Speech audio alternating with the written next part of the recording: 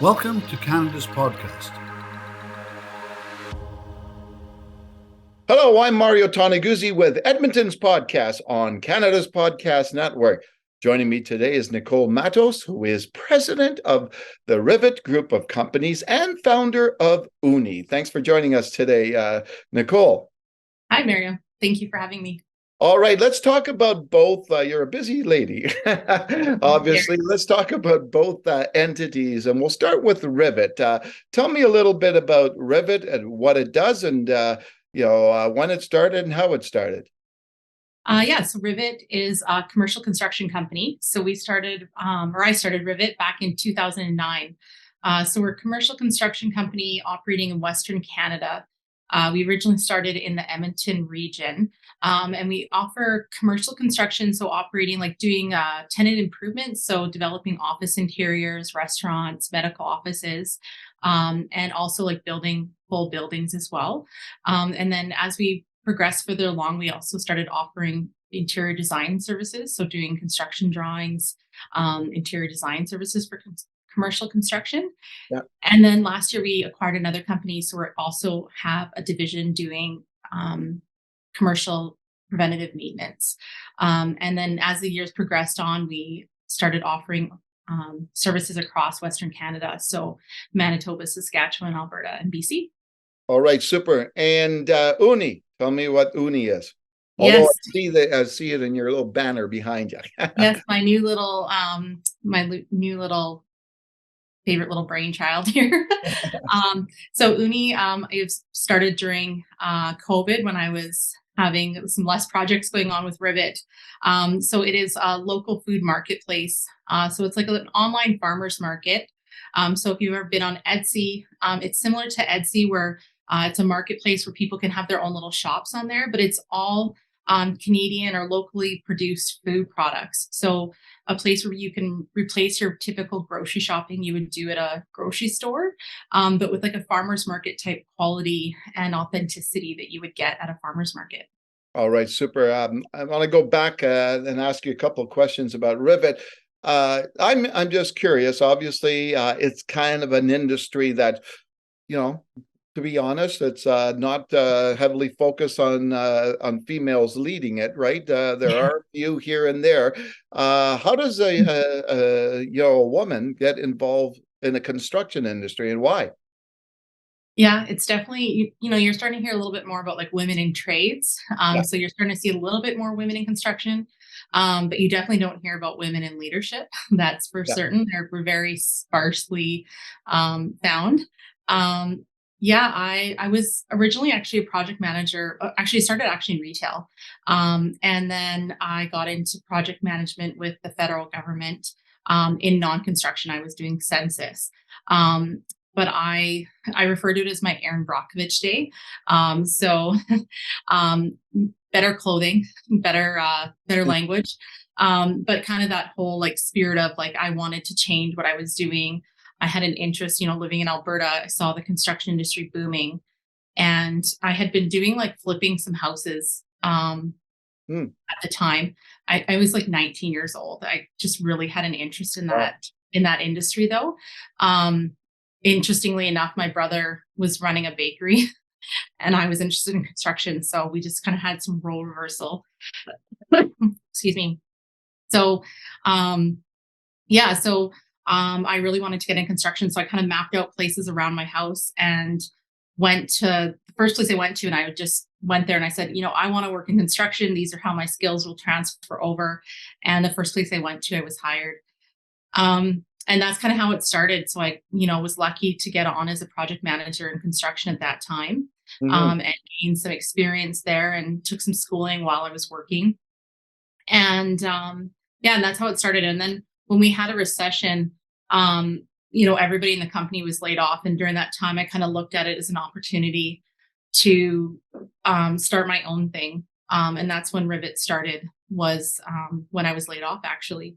And that's when I started doing projects on my own as Rivet, and kind of started growing from there. And that was where it began.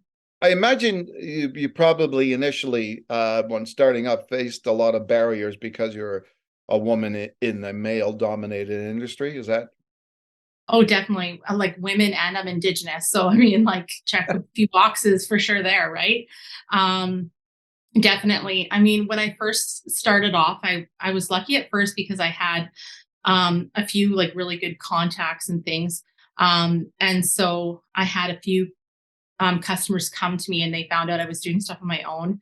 And so, our first year we had a few really good contracts and it was great. But I went out on my own in 2009. In 2010, I had my second child. And so, doing you know, I remember answering client calls from my garage, trying to act like I was like, one of the big wigs, in an office tower. But really, I was in my garage with a crying baby inside, trying to act like I was, bigger than I was. But then, running a business in that way, um, I could only kind of maintain the customers I had. Trying to build more customers was hard. So I kind of had a decline in business, and trying to re-break in again was really hard because most of the business was done like on golf courses and over beers and things like that. Yeah. So I had to, I could have, you can sit there and whine about it and complain about it, or you can decide to, I just decided to do something in a different way. And that's when we decided to add design. And so my thought was, instead of complaining about it, I decided to just do it instead of going after customers from the leasing agents and things like that. Yeah. I decided, well, I'll get customers at the design stage and then I get them for two parts of their project. And I only need half as many clients because now I get them for design and construction. And so that kind of started, we ended up doing things differently than everybody else in the industry, which really made us stand out, sometimes for the good, sometimes for the bad. But it's turned out really well for us in the long run. All right, let's talk about Oonnie a little bit here. What's the potential here for this type of thing, and where do you see it going into the future? I'm totally optimistic, of course. In Alberta, get into like a few little fun stats here. So in Alberta, we only had last year 152 farmers markets in all of Alberta. So that's very few. And most of them only operated 26 days of the year, like as an average. And on average, they had less than 30 merchants per market.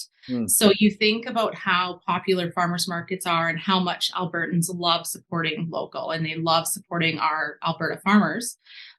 So much so that with that few farmers markets and few merchants being at them, they still had over $900 million in revenue per year.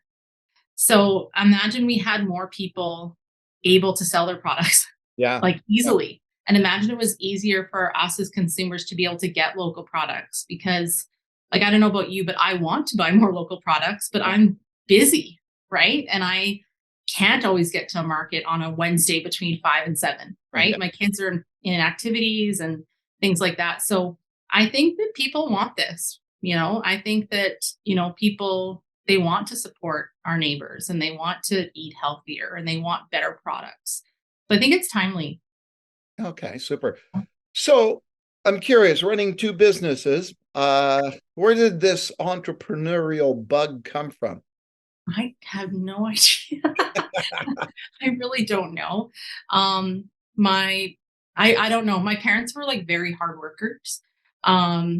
But they had a business at one point in time and it wasn't successful for them, unfortunately. So I honestly never thought I would own a business. It wasn't something that was kind of pushed on us in any way. It was never in my mind. But what was in my mind, I guess, from our parents was, you do what you got to do, my mom sometimes was working 3 or 4 jobs, to make ends meet.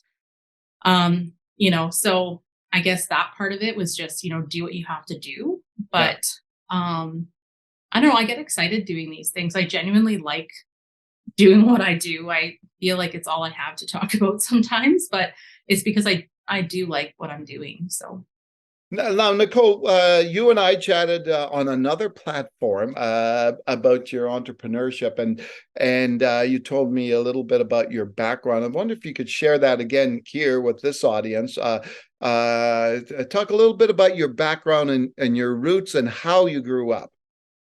Yeah, so I grew up, well, like I think I was saying I'm an indigenous person. So I grew up on a farm outside, like rural Alberta. So I actually grew up, we didn't grow up with much. We grew up quite poor, literally had like mushrooms grow up on the carpet of our house. Um, yeah, didn't grow up with much at all. Um, but yeah, like I said, we grew up with, really hardworking parents. Yeah, I don't know. I don't know if that's the part you were referring Yeah, to yeah, or yeah, yeah. But yeah, our parents did definitely teach us like a very good work ethic. And we also grew up with, the mindset of helping other people, and kind of giving before asking. yeah, Our parents were always the type that were willing to offer to help other people. So, my both of my parents really, they were always willing to offer to help other people. And I think that that was very much instilled in myself and my brother. And yeah. I think we're both the type to do that as well. I mean, my brother also oddly is just starting a business himself as well. And, his business is all based on gratitude and giving. And it's just very much the way that we've been growing, like raised, I think.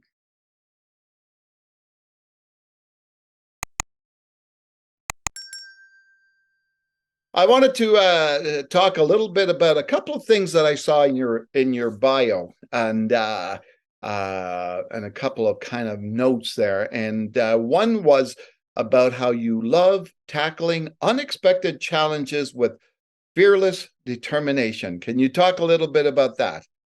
Yeah. Yeah. I definitely am a person that doesn't like, I mean, I don't think that I've ever had like the easy road passed to me. Like I would have loved to go into architecture for school. I mean, it would have been my dream. Um, but I mean, it just wasn't really in the cards. I didn't ever think that it was an opportunity that I would have had. We didn't have the finances. I don't think I really had anyone to really guide me to even know that, loans would have been an opportunity. Like, I just didn't have that um that group of people surrounding me to be able to like guide me in that way.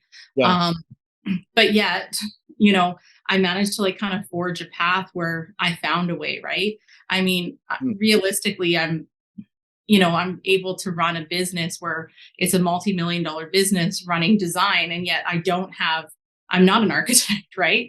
But I've managed to forge partnerships with people and do these things where, I'm constantly learning and doing things. So, I don't think that things are always about knowing how to do everything, but about who to talk to and who and what you can learn and kind of having that open mind. So instead of learning that, somebody tells you no, it's not no, it's like not right now or not in this way. It's about not exactly like this at this point. Yeah. So then it's like, okay, but what can I do? And where can we go and who can I talk to and how can I make this work? Has kind of always been my mindset. So, Okay, super.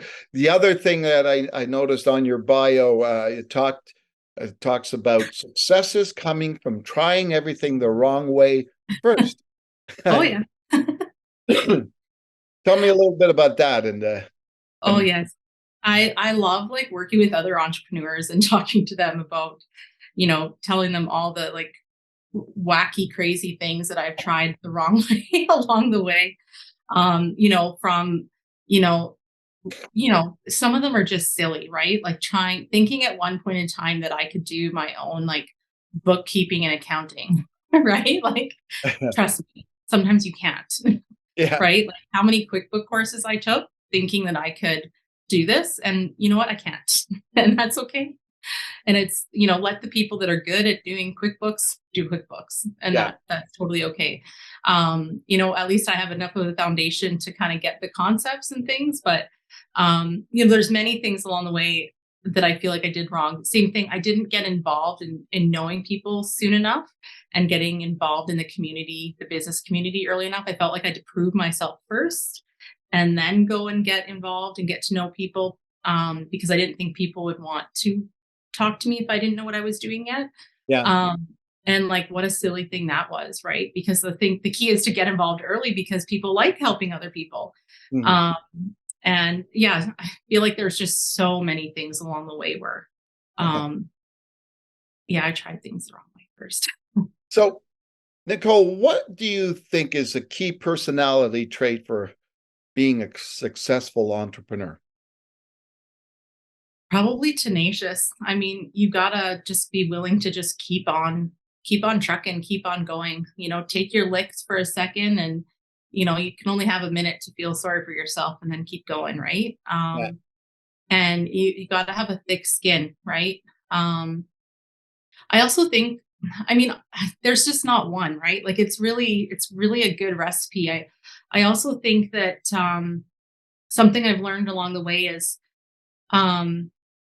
being a little bit, and this probably won't sound very like a common thing that people would say, but I think being a little bit raw and a little bit open, and that would be shocking because I think when you're a little bit raw and a little bit open and, I've been lucky enough to meet a bunch of people that have, they'll be business owners. And when you can be raw, you can say things like, oh, like there was that time when I was stressing and I didn't think I was going to make payroll.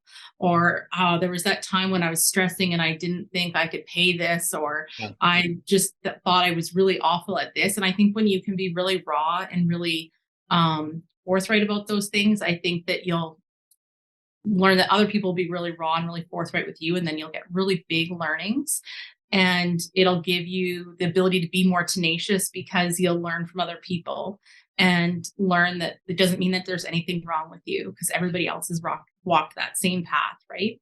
Yeah, exactly. Now, you talked about earlier the challenges of, excuse me, dealing with a stupid flu.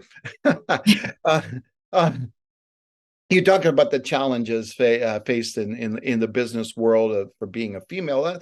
Let's talk about those challenges of being a Métis and an indigenous individual. Were there a lot of challenges over your life's career in being a Métis? And Like as far as career wise, I don't know that it would be like specific to just being Métis or indigenous. I mean, there's definitely challenges, like just on like a personal level of, things that, with things about like different family dynamics or knowing your family or things like that. But as far as I think um, there's a lot of different people that face diversity challenges, Yeah. that just have higher barriers, right? Where, for instance, something that we've had a challenge on with Rivet for many years is, people think, oh, there's programs available where, for instance, the federal government has set aside programs where they have a certain amount of work that's set aside for Indigenous business. Yeah. And so people are like, oh, well, you're so lucky that work is just given to you. And it's like, but there's another whole, on the surface, it sounds that way. But then they also don't realize that we actually have higher barriers to getting financing and funding. And then a lot of these set aside programs require us, like last year, we were asked to bid on probably over $10 million worth of work that we had to say no to because they all required us to have $1 million irrevocable line of credit, which meant that we had to have $1 million of free and clear assets just in order to bid the work. Yeah. So even though we could have performed it, well, I mean, like most Indigenous businesses, small business is not going to have $1 million irrevocable line of credit. Yeah. So there's sometimes, even though the intention is good there to have these programs, I kind of equate it to having a policy and, one department having a policy saying, we're going to make it fair we want to make it inclusive for people to bring their kids to work and have, a fun environment for kids to come to work. But another department puts out a policy that says no noise allowed at work. They don't speak to one another. So, I mean, that's kind of getting into the nitty gritty of it, but there's many different groups where there's a lot of different barriers out there. And I just feel very passionately about, not just helping Indigenous, not just helping women, but just, helping anybody with those different barriers to, succeed and have an equal opportunity to succeed, right? Yeah. All right. Let's talk a little bit before we sign off, Nicole, about your personal life, right? Now, obviously, being an entrepreneur, many people will tell you it's a 24/7, business. You run two of them. You have three children. Yeah. You get any time to be on your own? Oh yeah, I do. Definitely. Some of the different things being a woman running a construction company, we are very different. We actually, we kind of pride ourselves on being very different. So this summer, we actually trialed with all of our staff. We did 4-day work weeks with all of our staff. So we kind of feel like we're kind of on the forefront of a lot of different things like that, prioritizing family. I feel like we get the best staff because we do those things. So our staff might not be here as often, but we get the absolute best people here because of it. So yeah, all summer I got, 3-day work week or 3-day weekends with my family. And then we just did like kind of rotating call. So I like to really prioritize my family. So. Okay. So do you have any hobbies, interests, passions beyond, your family life, obviously, and your work life? Yeah, I love to read a lot, and I'm really obsessed with watching Korean TV, which is where the name Oonnie came from, actually, uh, for that business. So, What does Oonnie mean? so it's a Korean word that we don't have a direct translation for in English, but it means like kind of like that older sister who isn't like maybe a blood relation, but it's somebody you kind of look up to, Oh, like an older sister. okay, Yeah. super. Okay, so I gotta say, what do you watch on the Korean stuff? Yeah, well, actually on Netflix and stuff and like Prime and all that, you can find tons of it. But don't make fun of me. But I love like the dramas and the romance and all those kind of things, but also some action flicks and things like that as well. So Okay, good yeah, way, I guess, for you to relax, I guess. yeah, brain candy. Yeah, Yeah. super. Do you ever think that, as I said, you've got this entrepreneurial brain. Do you ever think that you might come up with some other idea in the future and launch They're something? always brewing. They're always brewing. Yeah. Absolutely. I don't know if I could ever stop. All right, super then.